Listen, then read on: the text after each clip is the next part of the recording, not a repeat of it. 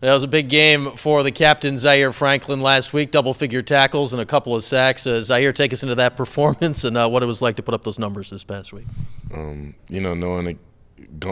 against Pitt, I knew I would have a couple opportunities to make plays, especially, coming off the last couple of games, where I feel as though I didn't really, play to the level that I wanted to and the level that, my teammates expected me to.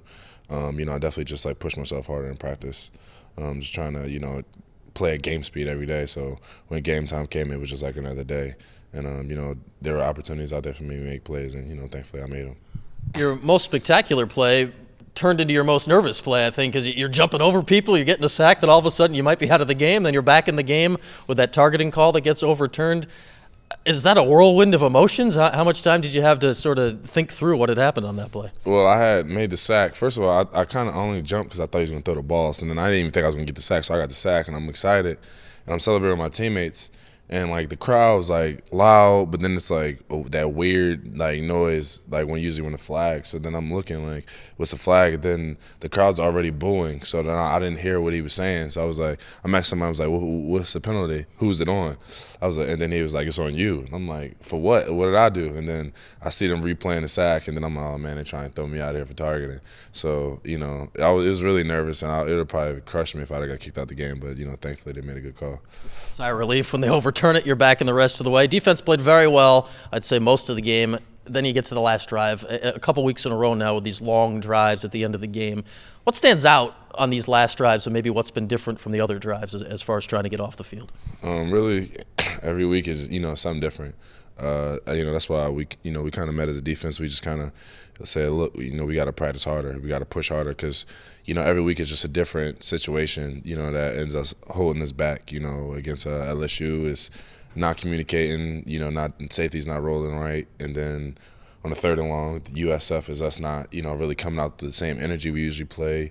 Virginia is missed tackles on the third and long. And then Pitt, you got, just bad coverage and, the fake punt. So we just talked about kind of just pushing ourselves in every aspect because you never know what part of your game is going to be tested on that third and long and that critical play. So just make sure you're prepared.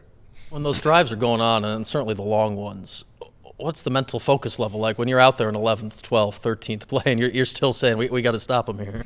Well, we have a philosophy on our defense, especially in the linebackers room, that it only takes one play to get offense off schedule.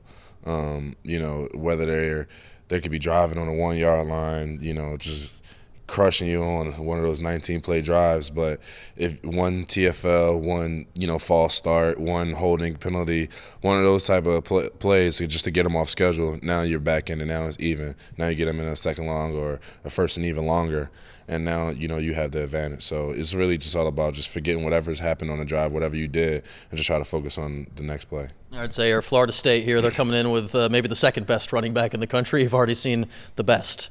What's Dalvin Cook do? And certainly when you look at him compared to Fournette, how different of a challenge is this for you this week? Well, he has a lot of finesse in his game, I guess, if you had to compare those two. He's still pretty big too. Also, he has a really good balance. A couple of games we watched, you can see him, just bounce from tackle to tackle, being able to keep his balance, and to continue to make a couple of runs. I think he has the longest average touchdowns, if I'm not mistaken. So, really just trying to make him, just tackle him, get into the ground, make him earn all his yards. Don't let him break off on one of those 90-yard runs, and make him earn them. Make him earn every 5 yards. Get up, run 3 yards. Get up, run 5 yards, and make him earn it all the way down the field. What's that worry like? Because he's broken off long ones against everybody, and you got to have that in the back of your mind. How do you prevent one of those long ones from happening against you? You got to hit him.